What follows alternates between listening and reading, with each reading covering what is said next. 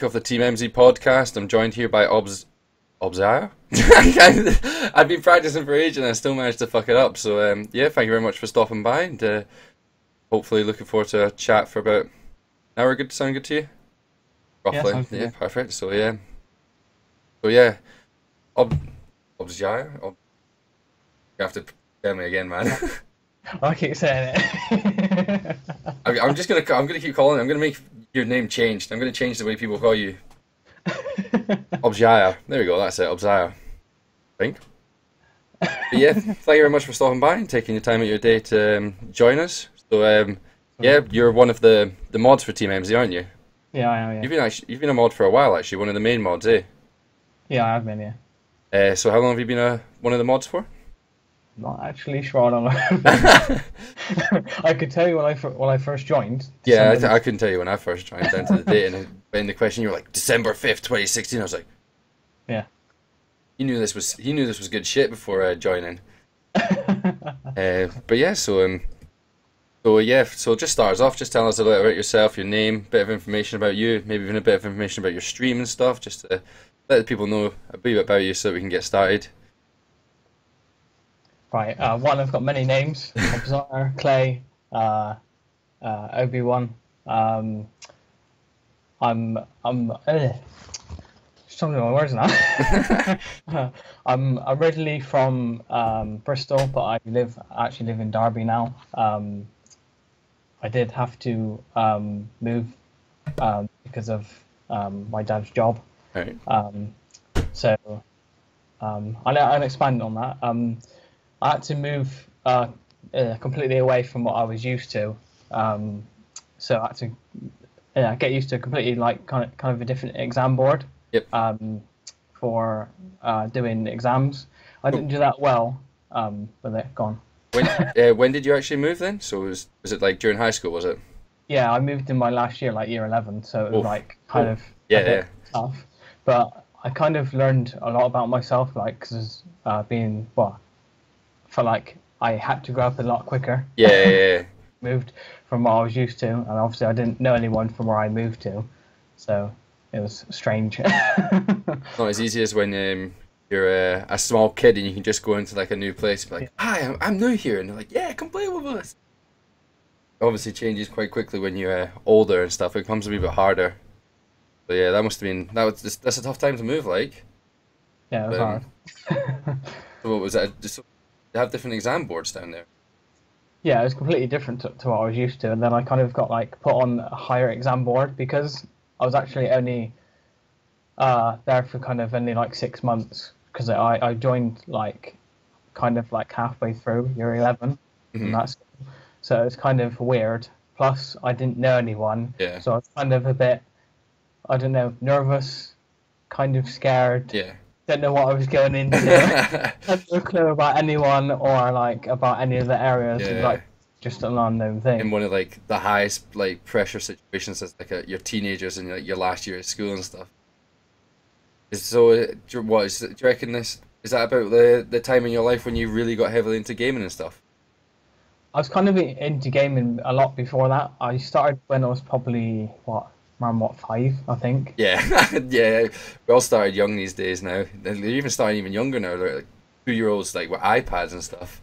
Yeah, because my dad got me into gaming, but he still games himself now. Oh, nice. Yeah. Do you ever play any games together?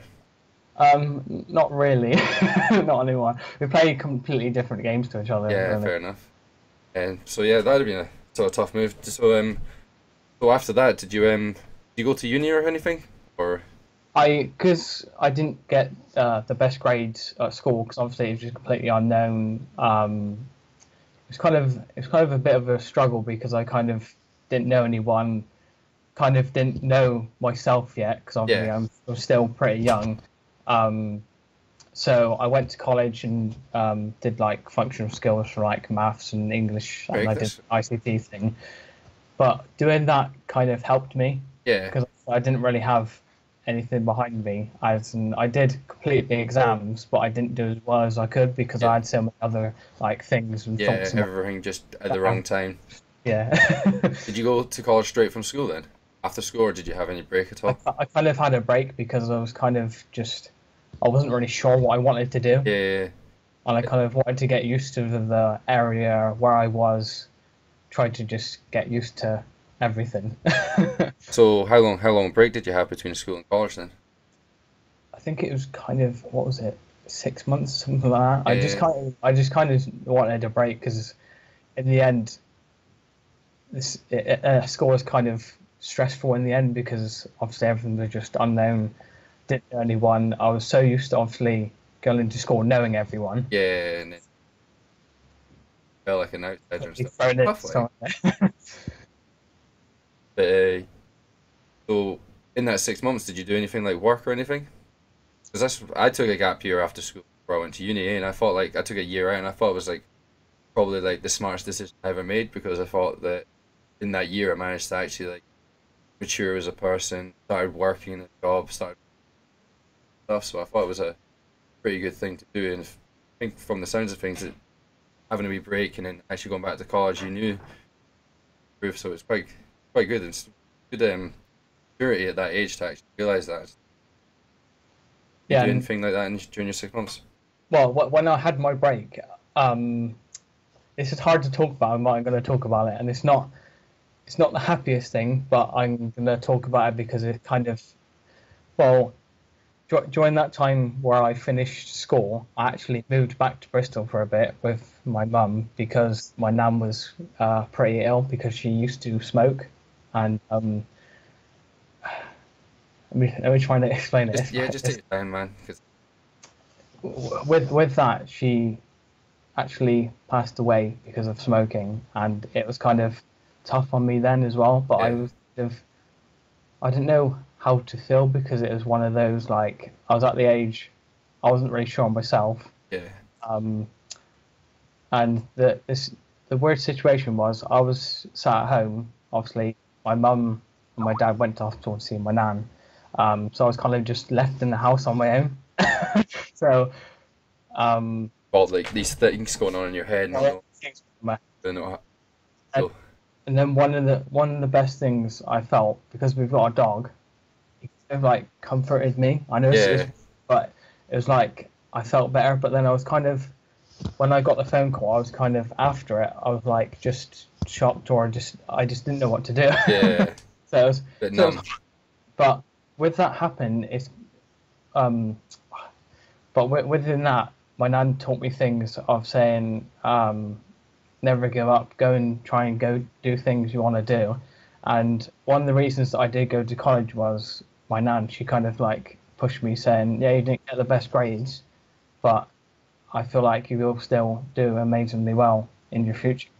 It's really And cool. because within that, I pushed myself to go to college, Yeah, and kind of really did help me just kind of learn a bit more about myself and just meet new people as well. Really, she sounds like a wonderful yeah. game that she's gone. So it's pretty cool that she's supported you and helped direct you. And I think college was definitely one of your best decisions made.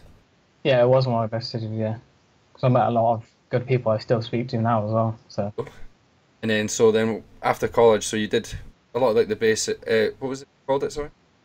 functional skills it was called. So it was Maths like, and English. like, say if you didn't get a GCSE, like maths, English, and stuff, they said, oh, you won't get a job and stuff. No pressure at all. Like you Yeah. don't get the grades, you don't get to get a job. You're gonna be a bum for the rest of your life. But I'm not. Exactly. I was like, so then from there on, did you what was the? Did you get a job Well, afterwards, or did you? after that, I did actually struggle to get a job for a Yep. while. But it was like, I was open to do things. Like I even said I'd do volunteering to try just so I got experience. Yeah. But even doing that, I still just didn't get anything. So I was just kind of just applying to things, and that was stressful as well because obviously you're constantly applying for things, trying to better yourself Yeah. to obviously get the experience the jobs need. But within that as well, I feel this is kind of going a bit wayward, but I want to talk about it. I feel like a lot of um, nowadays because where people you say people don't have experience in that kind of field until you've given people an opportunity to prove themselves Yeah. not good enough for that job. Yeah, see, yeah, it's Right. really hard these days. The hardest part is getting like your foot in the door. Like once you get your foot in the door, it's really Yeah. now Yeah. you can show your stuff, got the experience down the line, got that experience you're looking for. When you've got nothing and you've only just turned, still like a young or old teen young man, that's tough because you don't have anything back, and you're just Yeah. looking at one person to back you. It's hard. So, what was the first job you ended up getting then? I got a retail job at Pound World, and honestly, it was good for the time I was there. Yep. But I kind of did not enjoy it at all because I was the one really because I was young, and all the other ones have kind of been there, and Yeah. they kind of because I've been there for a while. A lot of them were friends like before they even joined that job. Mhm. So it's kind of I felt like a lot of the time I was the only kind of one doing anything. Yeah. Well, and they were As in, just all like chatting and stuff. yeah, like just there's customers there to be served and Yeah. people were even doing it. And then there was one time I got told to go on the checkout. Obviously I did checkout training in the end, so that's one thing I've got. But I felt like one time I got put on the till. There was at least 30 people, yeah. I was the only one on the till for their break, yeah. And then I ended up having a meeting saying I wasn't doing good enough. You weren't doing good enough. Yeah. Yeah. Well, it sounds really cliquey as fuck then. So it was like I felt like I was the only one doing anything. Huh. I was still young. I still had those thoughts of like I was at that age where I felt like people were judging me and stuff like that, and I Yeah. never really cared about it. But it's like now I'm not really too bothered. I just Yeah. who I As long am. as you're just doing your job, you're doing your part, and just trying to get on with things. Yeah. So It's a then, shame that like so then that job, I was only there for like 2 months, yeah. but I just didn't really enjoy it. So what? So did you just quit, or did you manage to find another job before you ended? Well, I actually got let go because apparently I made too many mistakes. That really helps your confidence a lot. Like Yeah. So that kind of pushed me down, but then I didn't let that affect on me too much, and then I just looked for another job. The second job I got took me, what was it, a year and a half to get, but I just kept shit. on pushing. So yeah, it was hard, but as well as before I got my second job, I was with the job centre, the worst thing I've ever done, but I kind of needed that extra help because I was in obviously still in a place unknown, didn't know anyone. yeah. But if it was in Bristol, I kind of once I would get a job easy, but I know more people, so I would have more Contacts. Contacts, yeah. But obviously with that, I went to there was like this jobs fair thing where they're saying, oh, you can get a job in this, that, or the other. What are you interested in? And one of them was talking to me about demolition. They said, would you ever be interested in it? I said, yeah, I'd give it a try and just see what it's about and stuff like that. And so yeah, I went towards that and I asked him about it, this job advisor, and he was like, do you really want to go into it? I said, yeah. How old were you at this point? I was, what was I, 19? Yeah, so 19, someone comes to you and is like, "We're interested in demolition." Like, probably, that sounds quite exciting at that age, probably. Just, But yeah, with that, he said, you could go into it, but because you've got no experience in it, there's no guarantee. And he said, oh, there's no way you're going to get a job in it. So I went through the course, passed the safety. Oh, it was a course, that's pretty. Yeah, there was a course because you have to pass a safety thing to be on the demolition site. Yeah, definitely. Like a safety CSS card, it's called. It's like a safety thing. Yeah, safety at work. Yeah, safety at work. All the and then you legislation. you get a card, so obviously you're allowed on site. Yep. So within that, I passed that test. I had to wait like another 2 months because the job I was going into, they didn't have that much work on at the time when they were joining people. Yeah. But as soon as they need more people, you have a job. Yeah. So I Very went. good, then. I was still going to the job centre. He's like, "Oh, you passed the test," and I said, "Yeah, I did." I said, "Since myself, I would do it." He said, "I didn't think you would." I said, well, that's good. That's a good job advisor you are. Then, isn't it? I said. He's like, why you been? He said to me, why you been like that? I said, surely when you're trying to advise someone with a job, trying to help someone get a job, you don't try and push someone down. You try and help them to try and give them confidence in getting a job. And then those 2 months go past, I got the job. So I completely proved that person wrong. Well, you're still in the demolition jobs now, aren't you? Yeah, I'm still in there now, and it'll be, well, this November will be 3 years there.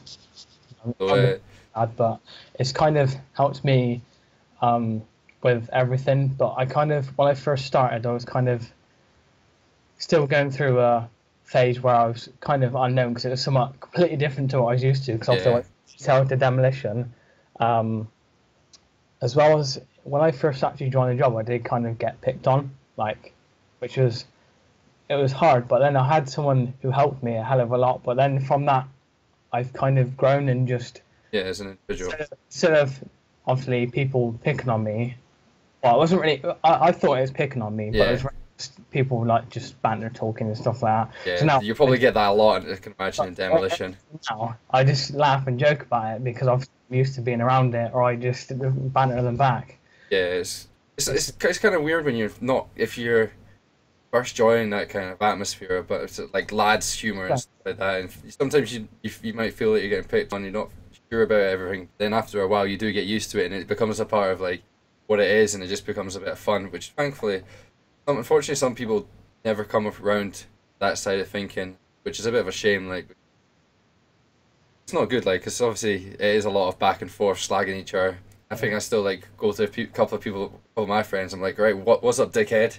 And that's just how like you announce that you're saying hello to him. But obviously to someone who's outside, that sounds like horrible, and that you guys are just like what it is. Yeah, it's yeah. But yeah, so do you enjoy that then? Yeah, well, it depends what I'm doing. What the good stuff then? What's the good shit? The good stuff is, say, if we went into a building and a lot of the building, we try and strip it down to like back to its basic. So like, say if you got a door frame around the door, you take that off. You take the door obviously off the hinges in the room. So if there's a radiator in that room, we take the radiator off. Yeah. So you literally just put the building back to its brick basic as much as you can. Yeah. So then obviously when it gets knocked down, there's not as much less to clean up or having to. But now they try to just knock the buildings down, put everything in, so you have to go through all the stuff, and put it in piles, which is a pain in the ass. Yes, definitely. But yeah, as long as you're enjoying it, man. What's your ambitions for the future with the demolition? Do you think that's something you're going to continue with and try and? I feel like I want to go into something else. Yep. As in, I've learned a lot about myself, but I kind of want to go into something either with music or going into car sales for a big car company. Nice. So you like your cars then? Big cars guy? Yeah. To be fair, like, you're still at that age, I reckon, that you can still bounce around jobs. You're still trying to learn about yourself. You're still bouncing around is a bit more interest. You don't want to be stuck in the same job for like 40 years. Obviously keep your job and keep looking around and stuff, so good luck with that and stuff. Hopefully you get something you enjoy. Yeah, thanks. So then I'm assuming then during your free time when you're not working, then you're obviously streaming and stuff and being part of the team, enjoying that side of things. So how often do you stream? At the moment, I've not got really a schedule due to obviously depending on depending on what I'm doing day to day at work. 'Cause obviously, a lot of the times it changes. Yeah, is it quite shift based? So it varies with what hours you're working. No, it's Monday to Friday, but it all depends day by day what I'm doing, because a lot of the time we change around like jobs. Yeah. Where people are, so depending on that, or if I'm completely exhausted, like this week I've not streamed at all. You're so tired. I've just been completely just drained and just been most nights I just come home and literally just get out of my bed and sleep because I'm just that tired. Yeah. So it's a lot of physical work then. Yeah, it's quite physical. Yeah. Right, physical jobs are actually quite fun. Now you'll if you ever get like a computer desk job, like you totally realize like how good the physical part of it was, and the fact you actually get to move around and stuff. Feel better like as soon as you sit down at a desk job, big shout you very. Yeah. But yeah, so how often? So what do you aim to try and stream like on a week? 2 or 3 streams? Can? Yeah, I would say that. Yeah, 2 or 3 streams. Yeah. So I'm assuming you fucking shot myself. Fucking I got a new follow. Thank you very much, said Ollie.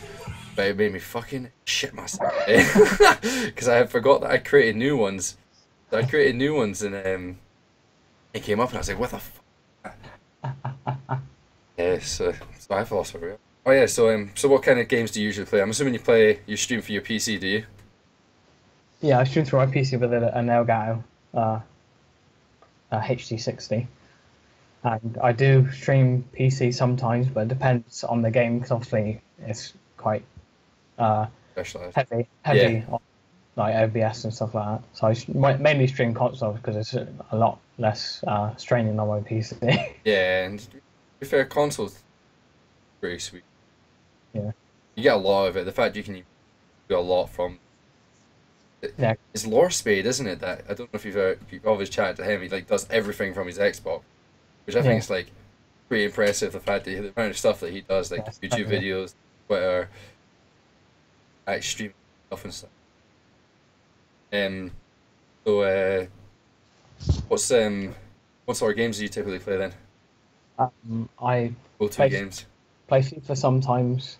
Modern Warfare Remastered most of the time. Oh, nice! I fucking love that. Oh, that's COD 4, man, was the shit. Like that was the like I played that all the time at school and stuff. And I was so tempted to buy it just to get the remaster, just get the nostalgia. But I'd be so worried that it wouldn't live up to my memory. Trust me, it will.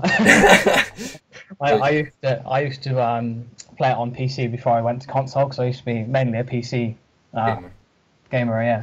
So when I was around 16 that was when the game kind of came out, like 2008 it was, I think. 2008, 2009 area. And I used to play it that much. I think on PC I probably had over 6,000 hours playtime. Nice. That's plus. But then I was kind of playing competitively. Very decent. So I felt like I was pretty good. But the team I was with, I remember them leaving me out of a game, and I said, I'm ready and I can play. Yeah. They said, no, they want to put this other person in. So I let them put that person in. They lost that game, I think it was like 6-5 or something. I can't remember the score. It's competitive. What was the competitive? Was that all search and destroy, was it? Yeah, it was all search and destroy, yeah. So then the next game, they said, we want you in. So I went in, and we were playing on Strike, and I was in it was in the 1v3 last round, and it was 5-5, and they're all talking. I said, "Shut the fuck up! I'm gonna get this win," and they said, "You better." I said, "Just watch." We were on defense, so we're in where the statue is on map Strike. What I'll do is quickly bring up the map of Strike, and I'll drop it into the stream image just to. That way everyone can visualize it. Oh shit, yeah. Yeah, so you know where you've got the. I'll leave it a minute. Yeah, I'm gonna. Oh fuck, that was a terrible sized image. I was gonna drop it on the stream as well. Just.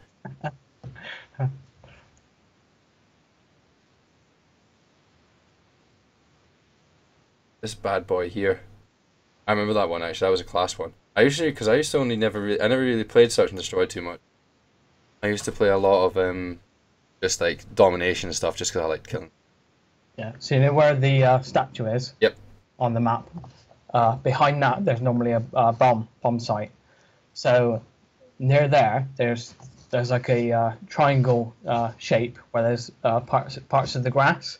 So what I did, they went to rush that bomb. I just hid in one of those corners where the grass was. I killed one of them, moved to the other side. So I was on the right side, moved to the left side, killed that guy, moved to the back one, killed that guy. Yeah, just like hype, just like going crazy and stuff.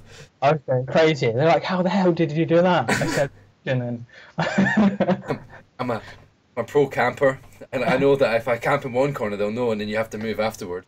Yeah, I just kept on moving around the corners, and then that next game, no, I think a couple of weeks later, I had a friend who used to play with me as well, who I used to go to school with, and we played on the same team. Yep. So obviously, I think I wasn't available for that game. I can't remember why. But I told him that position when we were doing, because we used to do training as well, like to join positions. So I told him to make that. He did that in that game against another team, and the same outcome. I was just going crazy. They had multiple times. It was just brilliant. Pretty cool, actually. So, how long were you? I was playing it for how many? About 2-3 years, and I nearly did get hit up by a professional team. But because I was that young, Yeah. kind of wasn't really sure. But I kind of wish I did do it now just to experience it. Yeah, definitely. Yeah, just to have taken the opportunity, because it is weird actually when you think about it and you look at the people now, how like some people who are like 16 and stuff into professional gaming and stuff, crazy. Because Gears of War, I had a chance to go in Gears of War, go for it because it was in Manchester. I always look back at that and be like, how different went to that. Might not be anything. Well, I probably would have got there and got absolutely destroyed, but the fact that I don't know always lingers on me when I think about it. What was the biggest achievement then for during your competitive days then? With that, I think we came, what was it, second in one of the S&D ladders overall in a, I think it was with 32 teams. Nice. What did you? How did that tournament work? Or was it a league kind of based? It was like a ladder, yeah. So we just all played each other. Yeah. So, that's pretty impressive actually, because those are especially with 32 teams, managed to come second. Were you close to first? Yeah, I think we were one. I think we had to. I think one of the matches we had to forfeit for a loss because a lot of the people couldn't get on that day or something. Yeah. So. That ended up costing you. Yeah, like that's just one. Yeah, just one loss. So, do you think you'll ever get back into some competitive COD now that they're remastered? I don't know if they do any of that. I'd like to, but obviously with working, it's hard to try and put the time into it as well with streaming and just everything. Yeah, dedicate that time. You've got to find people who are willing to try and start that up again. Yeah, that'd be pretty cool. Like if you ended up getting that started again. In that. So yeah, other than one more for remastered, what else do you play? Need for Speed. Oh, nice. Yeah. Love a good fast games. They've always got amazing music. That's always the thing I remember about them. Cool looking cars and really good music. Did you ever go see the film actually? Yeah. I never went to see it. What was it like? Was it good? It was pretty good. Yeah, it was really good. Was it? Did it? Because I was worried that it Fast and Furious or something. It was kind of a bit like that, but it was kind of a different story. Yeah.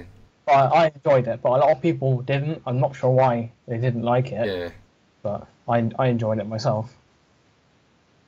Right, I'm going to bring up a question that Awesome maybe brought up earlier, and I think now's a suitable time. So we're talking about a lot of the stuff you've been streaming at the moment and stuff. What's your top 5 goals for 2017?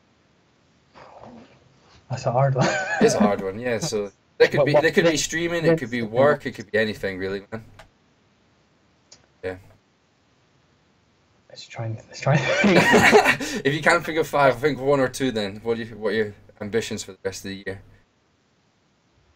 One, to keep on improving like every day within myself. Nice. Another one, I'm hoping to obviously either go into music or be in car sales if that's possible, which I'm gonna literally try my hardest to go and do. The third one, I would say try and be a bit more consistent with streaming, because I'm not as consistent as I want to be. Yep. And I feel like sometimes I am a bit lazy, even when I'm not completely tired. I feel like I should but I don't want to kind of push myself to stream if I don't feel like streaming. Cause otherwise definitely. I don't want people watching and then feel like I don't want to stream myself, because it's going to make other people not feel like, how do I explain it properly? I don't want to force myself to stream and then kind of not reach that quality. Be boring, or just not have decent quality or be reactive with the chat. 'Cause sometimes I've streamed when I've not really felt like it. I've kind of not been as interactive with the chat as I wanted to be. Yeah. But yeah. I suppose, yeah, definitely in those situations it is kind of hard, because if you're not achieving the quality of stream that you'd like to be achieving, then it's good to take a step back and just not stream in those situations. Sometimes you don't want to damage your people's perceptions of you as a streamer and stuff. You obviously want to be always positive. But yeah, doing that sometimes when you're really tired, I know what you mean. You do get tired and you're just like, talking, keep interacting, gotta keep playing and stuff like that, and when you just want to maybe lie in bed. Yeah. But yeah, so that's good. So oh, that was what I was jumping on your stream to see what your current Twitch, your follower count is at the moment. Oh my, honestly, here, chat, go here, here, drop a message in chat, right now. Just drop it so it's easier to follow. You in the chat? Yeah, what, me? Yeah, you. Yeah, because I've dropped your link, but it's sometimes easier to click the person's name, click the follow. So I've just went onto his stream and he's at 297 followers. Or should I just copy my own link? I would no, just if you type something, sometimes it's easier just to click the name and just say hey. There we go. Perfect. So definitely, guys, if everyone can I get 3 people at least 3. In fact, all of you get on there. Go give him a follow. Let's get him up to 300. Let's get that hype going. I can't believe when I just saw that and it was 297. I was like, what the fuck? Like, come on. Yeah, it's crazy. We'll never know. To the Twitter mobile. Probably actually most people here potentially following you already of Team Emmmmsie. Yeah, probably did. But yeah, maybe if you yes, Casual, there's 298. Casual's fucking awesome, by the way. Thank you very much. Oh my, honestly, I can't believe we've been sitting here and you've been at 297. Get on to maybe if you tag me in the tweet as well, and I'll retweet it as well. Oh, that's crazy, man. So yeah, well, that actually the reason I was looking at that. So what's your goals then? Do you have like a follower goal at all? I don't. Yeah, no, I haven't really got a goal really within followers. I obviously, how do I explain it? I appreciate all the follows. Yeah. And stuff like that. How do I explain it? I think actually, do you want me to try and give you a shot? Because I think like we've had a similar feeling. So I think it's one of those ones like where although the following number is pretty awesome, it's pretty cool to see sometimes, but not all of those people come in and say hello. They don't come all in chat, and those are the ones that are actually really important. Is those viewers who actually come in. The regular viewer counts are more important than the actual Twitch follower number. That's what you were maybe trying to explain. Yeah, that's what I was trying to explain. Yeah. Yeah, so definitely because those ones that you're actually interacting with. Yeah. You're actually spending your time trying to entertain, get to know and stuff. Those numbers which you can't quantify. Yeah. But when you look back and you think, oh, that was really good. I had really good time. Say Follett came along, spent like a good time with the chat with me. Hopefully I made him smile and stuff. Yeah, but that's the important one. So that's why. Yes, it's a bit weird. Yeah, I appreciate all the people following me, but it's nice when I've got regular people obviously coming back and showing their face, and obviously it shows you I'm either doing something right or obviously what I'm streaming, and obviously enjoy coming to watch me and have a chat. Yeah, and have a good time. Yeah. Thank you, maybe. That's me just retweeted it as well. So that's now out on the Twitter. I'm hoping we're probably already at 300. I haven't even got my own channel out. Oh, 298. We're still at 298.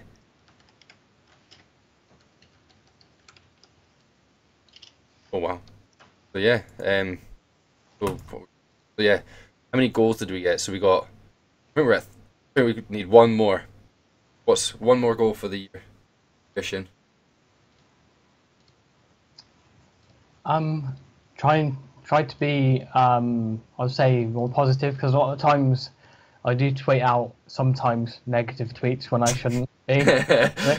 What you need to do. I know a lot of people. I know it's my own Twitter account, but I kind of don't want to put a negative mindset or mood out there, because it's not me. I'm not normally negative at all, but obviously when I do, sometimes it gets a bit too much. So one of the things I need to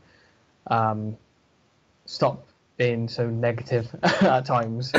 Just leave it off Twitter and just obviously either have a break or just chill out, just relax. And just... Honestly, if you're ever feeling like that down again, you need someone to rant to, you can just send me a personal DM. Just rant at me. I know sometimes you just like, you need to tell somebody something's annoyed you or somebody's annoyed you, and you probably impartial and I'll probably find it funny. I know, you know. So you're more than welcome to just like send me some rants and stuff, and I'll back you up. I'm like, shouldn't be doing that.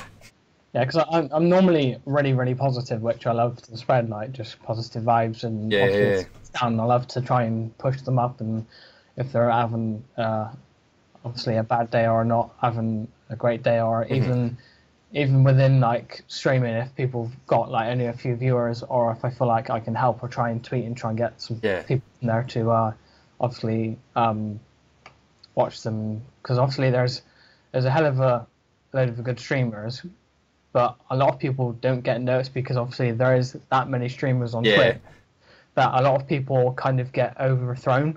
Yeah, like it's like a big ocean of loads of fish there, and trying to be that one fish to shine is it is difficult. Yeah, and that's where like a lot of work outside of stream does a lot of good for your stream, cause trying to get people in, trying to get your name known, knowing who you are and stuff. So yeah, it's quite difficult. Just quick one. What's up? So yeah, thank you very much everyone that's in the chat at the moment. It's bouncing at the moment. So if you guys have any questions, then you're more than welcome to drop it, and we'll definitely ask Clay if I try and get the answers to them. So yeah, just drop any questions, guys, throughout, and we'll add them in as we're going along. We get you guys involved and stuff. Very good. So yeah, so so those are your 5 goals then. So that was the last question from Maybe, which is that was a really good question actually. That's a tough one to think about. So let's go. Let's go to the questionnaire, because there was a good one here that I asked about. Oh yeah. So in the questionnaire, one of the sections is personal experiences, and there's a lovely question at the end of it going, funny or interesting stories. Now this I want to hear from you. So about that time you were riding your scooter. So how old were you when this happened? I was probably about 10, I think. About 10. So I was obviously out with friends just when that was when I was still in Bristol. Yeah. So I was just riding down the street on my scooter, as you would as like a kid just going out to play. So I was just riding down the road, and I just felt like there was nothing beneath me. And then I just see my scooter going up the road. The scooter just came off. I was just sliding up the road. Thinking, where's my scooter gone? I just ended up just laughing my head off. I was like, what the hell just happened? Yeah, because when you're a kid, if like silly things like that happen, you just like something breaks or something falls apart and stuff, and you're just like, well, that's kind of funny. Now it would be like, that really hurt. Yeah. So yeah, where did you get the scooter from? Was it a present at all or anything? It was from my parents, yeah, but obviously because I used to ride it that much. Yeah, just worn it down so much. Yeah, just worn it down so much, yeah. It was just, it was brilliant now. I probably just remember it for a long time.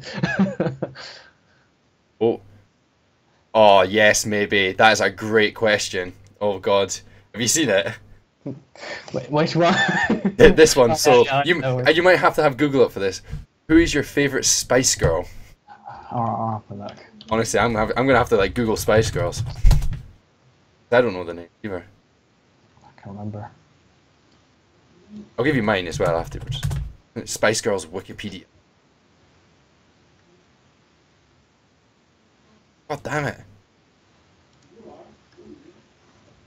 Honestly, you'd think it would be really easy to find like who the members are.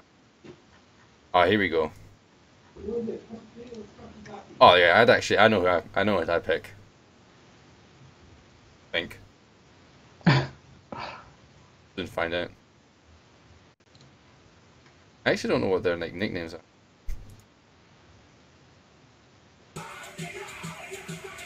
Oh yeah, thank you very much, Adamu, for the follow. Appreciate it. Alright, I'll give you mine then now. I'm just gonna go with Victoria Beckham, because that's a nice easy one, because you obviously know who she is. I really like the fact that she went from being a singer into like fashion. I think it's quite impressive that one person managed to be able to be really successful in multiple. Steal my answer if you want. I go Emma. What did you go for? Emma. Oh. Maybe it'll probably let us know if they have what their nicknames are. What's her nickname again? I don't even know anyone, to be honest. Yeah. One day, maybe he's going to bring that question up in the future. Someone's going to be like, "That's an excellent question. I know that answer." Let's see if we've got any more questions. So Luna, we're just a general podcast, just trying to get to know people. Oh, Lost Rev's asking me the questions. Nah, this is the second Team Emmmmsie podcast. We started one last week. There's just the idea of just trying to get to know some of the members of Team Emmmmsie. Like, we do a lot of raiding and stuff. And it's just, I thought it'd be a good opportunity to try and get to know people personally. And it's been great actually so far. We've gotten to know Clay really well about his who he is as a person, what he likes to be and stuff. So yeah, I think it's quite enjoyable. Maybe it was there to answer that question. Holy shit! There's a fucking raid. Mushmouth Squad raid. Thank you very much, guys, for stopping by. So yeah, for everyone who's just joined at the moment, this is the Team Emmmmsie podcast here. I'm with Big Clay, who's my guest for today, who's one of our mods and stuff. So wow, this is there's a lot of questions coming in. Oh, Luna's got a great one. So, do you play Pokemon as a kid? Yeah. Yeah, I did. Yeah. Excellent. So, what is your favorite Pokemon starter ever? Trying to remember their name. How can you not know? It's been ages. Mine was always Charmander. I love Charmander, man. Just like fire and stuff. It's actually, someone posted in the Discord earlier. We were talking about it and it was like, hoodies. Where is it? Because it was, honestly, as soon as I saw it, I was like, I need this hoodie. There it is. Drop it in the stream. I don't know if you won't be able to see it. But there's like a hoodie for Charmander. Honestly, loved it. I just liked him because he was an asshole in the program. Alright then. If you don't remember them, did you ever name them? This is a serious question. When it comes to Pokemon, did you ever name rename your Pokemon? I don't think I did. No, I just kept them the same. Good answer. Good answer. No one wants to do that. I would say Charizard. Yeah, Charizard. Yeah, Charmander into Charizard was legit. Like, he was a badass. It's been so long. I've never... Oh no, I still play them now. Like Fire Red and stuff. When it's best. See if you ever have a power cut, having like a little like Game Boy next to you, Pokemon in it, like that always sorts me for a few hours and stuff. Yeah, awesome. But yeah, so let's dive into your gaming history. So, what was your first ever console?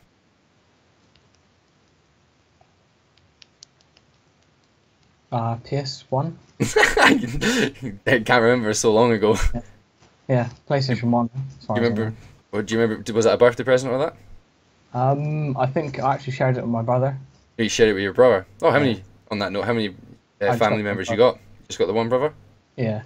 Yeah, I've got one brother as well. It's pretty cool actually, because I think you played games quite a lot when you were kids together. Yeah, we did. Because I'm sure when I saw into your stream that you were playing FIFA last. Was that correct? Yeah, I was. Yeah. Yeah. Did you ever play FIFA with your brother? Yeah, I did. Yeah. me and my brother were hysterical, because like we used to like, I can't remember what FIFA it was. One, you could chip the goalkeeper, and honestly, we would get into fights because eventually it was just like, you can't chip the goalkeeper, like a cheating goal, and we would end up like fighting when you accidentally chip the keeper and stuff. So we'd always get into fights and stuff. I remember one Christmas we got like the FIFA. We played it for hours. It was amazing we played for that long without fighting. But I'm sure it ended in a scrap. But yeah, so as a kid, what was your favorite game as a kid? Simpsons Wrestling. Nice. So what was it about it that was just one of your favorites? Did you just play all the time? Did you? It's just because obviously it was within the Simpsons characters, and obviously you could play as them in a game. It's probably like, pretty sure it was the first game where you could do it, like play as the characters. Yeah, in fact, if I remember correctly, that like they had all those awesome arenas and stuff, and I actually remember playing this. It was a fun game because they all had like their special moves, didn't they? Yeah, they all had different special moves. Yeah. Yeah. Who was your favorite one to fight as? I can't actually remember. I can't remember. That's when I was really young. How old do we think? How old are we talking? I think I was probably about 5 then as well. 5? Yeah. That is a long time ago, actually, yeah. So then, obviously, went on from then. What was your console then you got after the PlayStation 1? What was your next console? I think it was the PlayStation 2. Yeah, PlayStation 2 was a solid game. That's one I remember a lot. What was your favourite game on that? Or if you remember. I'm really testing your memory here. I can't remember. PlayStation 2 was a good console, like, actually. PlayStation 2 and the Xbox original. Time Splitters 2. Was Time Splitter 2? Oh, that's a great game. Is that not the one that they have in like arcades still? Or is that something else? Yeah. Yeah, you sometimes see them in arcades and stuff. Quite good fun. And then that's Time Crisis you're on about. Oh yeah, Time Crisis. Your memory's not that bad, man. Memory's not that bad. Yeah, it comes to me. As we're talking about it, to be fair, I'm quite like that sometimes. I won't remember shit and then say something and oh, now I remember. Yeah. Did you ever switch over to the Xbox at all, or did you go into PlayStation 3? I did have a 360 Nice. at first, and then I moved to PlayStation because a lot of the friends I had on 360 kind of just stopped playing. Yeah. So then I moved over to PlayStation 3. When did I move into PlayStation 3? I can't remember actually. Yeah. I think it was 20. When did PlayStation come out? Have a look. Yeah, I was the same. I went PlayStation 1, PlayStation 360. All my friends played it, and that's God 4, and back to PlayStation. Yeah, because I think I didn't go on PlayStation until probably 20. I think it was after it was been out for quite a while, because I used to obviously PC game then, and then I switched to console because kind of the PC Call of Duty thing when I was part of kind of where I used to play kind of died a bit. Yeah. Just the scene died down on PC and obviously then it went to console. So then I moved to PlayStation 3. Yep. But it probably took me over, 6-7 months to get used to the controller. Yeah. But then after that time, I was kind of better than the people I was playing with. Mm-hmm. So obviously I had to try and learn it. It was just, you already had like a natural ability in thought processing. Because of your time on the PC, you just had to change how you were actually controlling it to the gamepad. Yeah, it was so difficult. See, I never really understood the competition between gamepad and mouse and keyboard until I got Overwatch, and I was like, I just played it on mouse and keyboard, never really know it. Then I tried to get my other half to play. She was like, "Oh, I need to play on the gamepad." PlayStation. Playing it, I just watched and I was like, I now get it. I understand why the mouse and keyboard is better, just because of turn rate and stuff, and like being able to move around so much quicker. It's because with the sticks you can only turn them so far, but the mouse, you have the ability to just move it wherever you want. Yeah, really.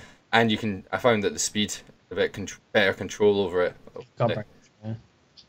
So from there, so what was your favorite game on the PlayStation 3? Was it? What was Mafia 2 out on? Because I know you've put this as your favorite game ever. I played that on PC. PC, yeah. I played that on PC, yeah. What was it about that one that was you put down as your best game, favorite game ever? That one, I just felt like the story of the game, of how it was, even the graphically. I felt like even while I was playing, it was one of those games where you would think it would kind of have some bugs in it, which I didn't see any at all. Which is strange for a game. I just felt like the story was good. The voice acting was really good as well, and I actually completed it 8 times. 8 times? Yeah, I've completed it 8 times. I've liked it that much. Was it one of those games ever that like every time you played it, you could different like challenge? They do it differently. Obviously, some games sneaky, then go second time round and you just go guns blazing. Was it like that, or did it have different stories? It was kind of just the same, but it was just the way how everything was set out. Was just brilliant. Did you just get hooked? Just as soon as you got into it, you're just hooked again. It's like, oh, and I've completed it. Because I think when I first got it, I think I actually completed it the day I got it. That's crazy. I was Just just couldn't put that it into down. it. I was like, I just can't get into it. I mean, I just so into it. Yeah. Nice, nice, nice. Oh yeah, my favorite game on PlayStation 3 was probably Uncharted. Oh, nice. I've never actually played one of the Uncharted. Yeah, those games are just phenomenal. Yeah, because they're quite comparative to Tomb Raider, Yeah, right? they're kind of the same. Yeah, so I think it's definitely something that I might end up picking up at some point. In fact, is Uncharted the one where they went into like with the dinosaurs and stuff? Or quite recently? Oh no, that's something else. That's Yeah, I'm just talking. I'm talking shit. Just. Horizon Zero Dawn. So have you got Uncharted 4 at the moment? Yeah, I completed it. Yeah, Nice. When do you complete that? I got it. When was it? I think it was the day after it came out because I bought the special edition for that. Yeah. Yeah. What's it for? Special? What came with the special edition? It was like art book, still bookcase, had extra like content in the game. All right, nice. What else was it? I think it was a poster within it as well, and there's some other stuff I can't remember all of it. Oh, Happy Hat Gaming definitely agrees with you. Uncharted being amazing. Nice. That's something if you guys are hyping up so much, something I might have to look. Just like the game, well, there was a bit of some of the gameplay is a bit. I wouldn't say it's broken. Well, it's not a huge issue, Yeah. but it's kind of annoying. It's like it kind of derps a bit. The main character you're playing when you're trying to do stuff. It's not majorly like terrible. Yeah. But the gameplay is really good. The story about the game's really good. How it flows. Yeah. That's That's always something that like really hooks you in. It's a good story. If you get like onto that story and you can't put it down because you want to find out what happens next, it's always a good thing. But if I remember correctly, I think I watched it for like 30 seconds on someone's stream. Does it not have like really good music as well in it? Yeah, the music's really good as well. Yeah. Yeah, it just kind of sets the scene, makes things intense and stuff. I think they use a award-winning person who does the music for it. I can't remember the name of the person who does Yeah, it. the fact that they've specifically brought in an award winner to try and help with the music, that's kind of a key part of like these kind of story games because it really does. Music kind of leads the player to watch kind of emotions that the creators are trying to want you get you to play. What games, single player campaign games other than Uncharted 4 have you played recently? Recently, Titanfall 2, played Oh, that nice. kind of recently. That was really good as well. The story because I played the first one, but obviously with the first one there was no story and it was. Was the first one just PvP? It was just multiplayer, yeah. So with that was because there was the person who used to make Call of Duty games was the main producer of the company who made Titanfall 2, Right. Titanfall 1, but they kind of didn't support it at all. It was like just really badly supported. Then I was kind of, before I got Titanfall 2, I was kind of a bit like on edge because it was like the first one wasn't really supported. I enjoyed the game, but there's nothing to go on to. Like you play the game like it was like so like the newer Call of Duties now, it kind of gets boring. The same thing over and over. There's nothing to be rewarded with. But within this one, obviously there's a campaign, so it's kind of you play the campaign and you learn more about like the Titans, and obviously there's a proper story to it. And then obviously for me, when you kind of play a campaign on a first-person shooter, you can kind of get used to the movement and how the game plays. Yeah, the mechanics. Multiplayer, it feels a lot. Well, not I won't say completely easier, but you kind of what you're doing and how the controls work and stuff like that. Yeah, because it does. Campaigns do obviously have those training aspects early on and stuff. And it's a bit weird that they've kind of had like this cool concept of like guys fighting in like machines and stuff without a story to back it up. It's bizarre that there's just like, all right, here's some robot things, go fight and kill each other. Oh, Happy Hat Gamer's got a question. Have you ever played The Last of Us? I did play The Last of Us, but I kind of when I did play it, I don't know. I didn't give it the time I should have given it. Like I felt like I couldn't get into it. I kind of didn't give it the time because I got angry in the game because I got stuck on this part and I couldn't get past it. And then you're just like, So nah. I kind of didn't play it. So I will go back and play it because I just want to obviously experience it for myself. And then Yeah. obviously I'm going to be bringing out another one. Yep. Whenever that will be. Yeah, I've played some of the start actually, and then I kind of got into streaming a lot, so I've actually stopped playing my PlayStation. But thankfully, if I'm getting my capture card in a couple of days, so I'm gonna probably go back to playing the PlayStation. The Last of Us is probably one of the games I'm gonna play as well, because definitely want to go and play the second one when it comes out, because it's got a lot of hype to it, and the story, I was really enjoying the story when I was playing it, so I'm looking forward to finishing it. Good. Is there any upcoming games that you're looking forward to coming out? Horizon Zero Dawn, definitely. Nice.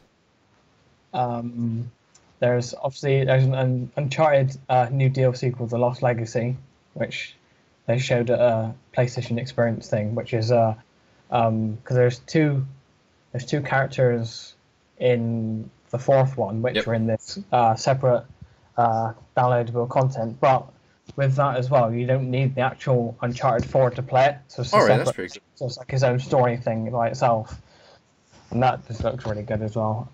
Was that a new Uncharted game, is it, or another DLC? Well, it's kind of a DLC, but it's a standalone thing. So it's almost like an expansion then, like old style expansion where you actually got quite a lot. But no, that sounds pretty. Was the DLC good then? Oh, well, it's not out yet. It's coming out. No, the previous one, the one that you were talking about, or is it? Oh, sorry, my bad. Yeah, yeah. I'm my bad. My brain. Anything else? Trying to think. I actually don't really know that many out this year. I always just kind of like go along, and then things come out, and it's like, oh, I want to get that game, and then I've got to like think about all the games on my list of games to play at the moment. Yeah. Crash Bandicoot the remaster. Oh shit! Yeah, that's gonna be amazing. I can't wait for that. Like, I've seen gameplay of it already. Yeah, like honestly, that just thrills. The thrills.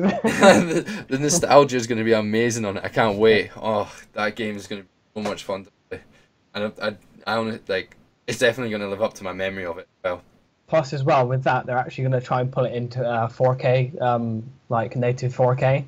Plus, I've got a 4K TV and a PS4 Pro, so yes. You're going to get all the benefits from it as well. 4K glory. I don't have the Pro, or I don't have a 4K TV, so I'll just stick to my slob.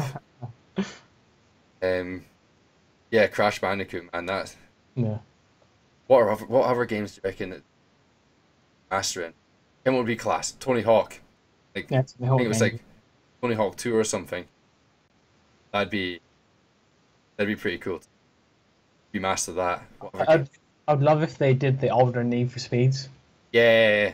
To them, as in don't change too much. Yeah, just kind of graphically improve it. Yeah. This game's really good, but obviously now they kind of don't look as good. Obviously because obviously it's moved on. But I feel like they should remaster them because I feel like people will buy them. Yeah, because I think nowadays they really focus on a lot of the multiplayer stuff, and I think they got away from. They had pretty decent campaigns, if I remember.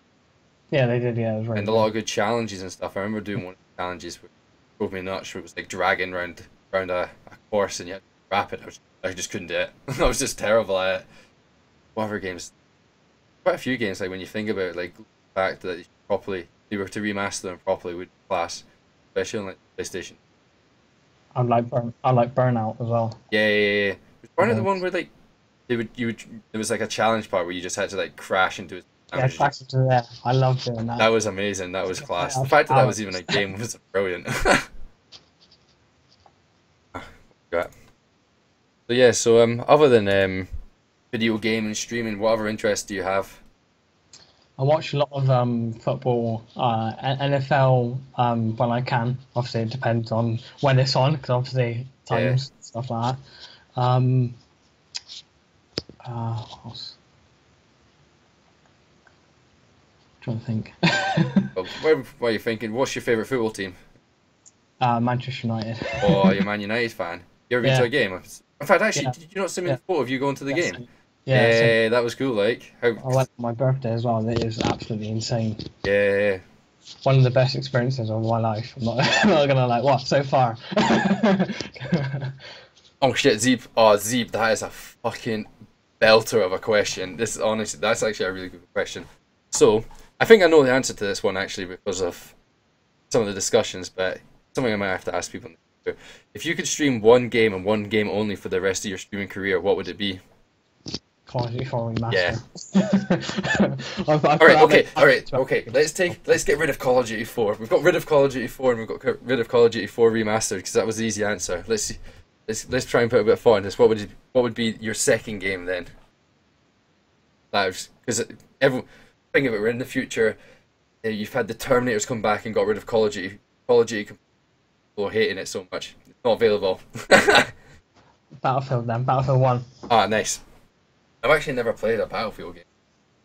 And another thing, that's one of my favourite games because they've gone back instead of trying to go forward and trying to do all this spacey, futuristic shit where you're jumping halfway across the map. With I'm gonna rant about Infinite Warfare a minute. That's fine, go for it. We had Reaper ranting about it last time, so it's like with that, when you're playing it, hitboxes are just terrible. Like because obviously you're jumping about all the time. A lot of the times you could be aiming on someone and you're literally getting no hits at all, even though if your aim is straight on them, it hits something.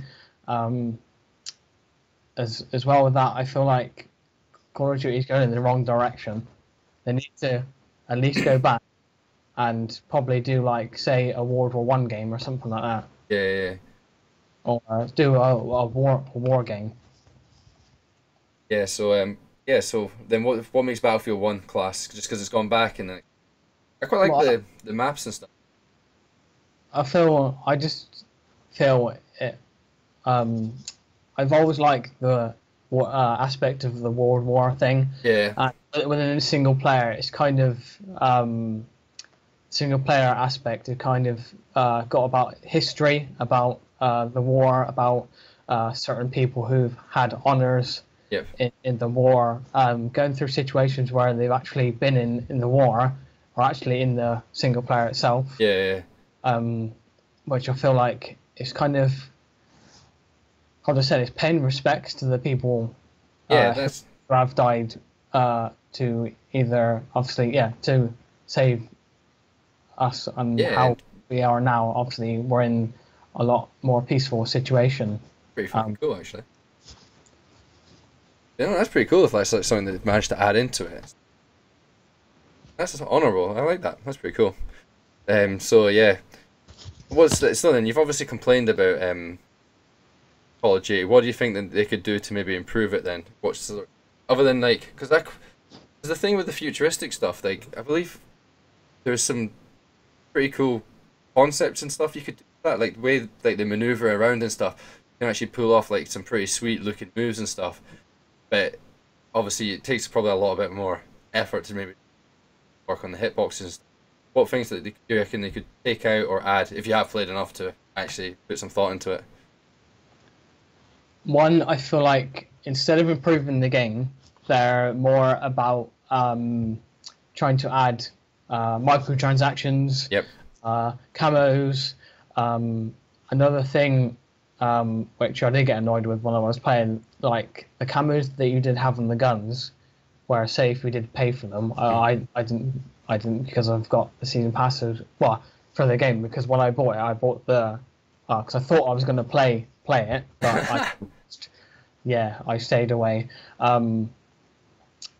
Where was I going? It was the microtransactions and trying to improve it and get rid of things. That, I feel like to improve things, obviously, one, the hitboxes. Another one, I feel like they shouldn't have released the game the way it was, because I feel like the maps are unfinished.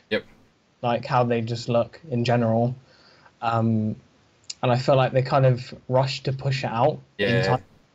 Because obviously Battlefield 1 was probably getting more sales and more hype than it, so they tried to feel like they needed to rush it out. And obviously because they've got the November 5th release date thing, and they've had that for obviously such a long time, that they don't want to change it. But I feel like instead of um, instead of like trying to push it out unfinished, specific I felt they date, should yeah. have just delayed it and just, yeah, it would have been annoying. But would you rather have a finished game or release an unfinished game and you pay pay $60 or 50 quid, 55 quid, how much it is, or have a bit more finished game and then them release patches on some of the things where they need to fix rather than having to fix the whole game. Yeah. Another thing is, number one, in Call of Duty games, what you normally have is leader lobby, a leader, Oh, leaderboard. a leaderboard, Yeah. where they didn't even have in the launch of the game, which is unknown. Yeah, to that's a clear sign that you've not finished this product and like you've just been like, all right, this is where we're at. Let's just release. Or it's like, oh yeah, we'll do everything else. Just leave that out and put it in later. They won't know. It's like, come on. And it's annoying because I've always enjoyed Infinity Ward games, but I feel like they've really fucked up. Yeah. I thought, yeah, because that was something Reaper was saying. Saying that they're putting so much focus on the microtransaction stuff, not actually on the game. And do you know what? It's hurting their brand. It's coming round to bite them in the ass. I'll see how they what they're going to try to do next, if they try and do anything to try and prove that. But people are saying, oh, so Pixel Dragon thinks Black Ops 3, is it? Yeah. Yeah. Is the worst COD in a long time. Yeah, both, because obviously they've had different people making them every time with Treyarch and Activision. Yeah. Which I thought was actually a pretty good concept because you got the same theme and vibe from them. Obviously different. It's certain different. It felt different, which is quite good. What was quite good, but to be honest, I've not really touched them in a while and stuff. All Z with the I don't want to play in space and fly around and shit. If I wanted to do that, I'd just play Halo. In fact, that's actually. That's what I feel like they've got though. Like they've tried to copy rather than like, because they've kind of got stuck and feel like, oh yeah, what we're going to do is panic. Let's try and copy somewhere else instead. Yeah. Because it doesn't. For me, it doesn't feel like a Call of Duty anymore. Yeah. It just feels completely somewhat different. That's cool. Oh, there's just even Pixel Dragon having a wee discussion about the calls and stuff. But what I feel like they should have really done is instead of releasing Infinite Warfare as the way it was, they should have remastered 2 games and then brought them both out. COD 4 and MW2. Release both of them. Or would you maybe go for one of each, and maybe go for like Black Ops or Black Ops? Oh yeah, do one of them. Yeah, so do like Modern Warfare and Black Ops. Yeah, which and then I think it was 2 had like the really class zombie game, isn't it? Yeah, yeah, they should have released them 2, and then carried on working on Infinite Warfare, and then released that when they feel it's either ready or a lot more polished than it was. Because then it's not like you're not releasing anything, releasing games where people would play because they want the old aspect. Yeah, people would actually buy them and probably have such a good chat about it. The problem with that is, if they did release Infinite Warfare later on, would they get any sales from it? Who knows? That's the thing, isn't it? It's a tough one, but there's quite a lot of first-person shooters out there these days. I remember back in COD 4, it really was. COD 4 was the only really game that I remember that much. But nowadays you've got loads. You've got Destiny, Titanfall, Call of Duty, Battlefield, and the market is expanding. So you have to do something unique, and they have to try and figure out how they're going to rebrand almost. Trying, because they've got such a negative ethos surrounding them. It's very tough. Yeah. What's up, Samurai? Thank you very much for stopping by. It says hi, by the way. But yeah, so that's 4:10. I don't know if you're quite happy to wrap up here, are we? Yeah, if you want to. Yeah, well, thank you very much for stopping by. I'll drop your.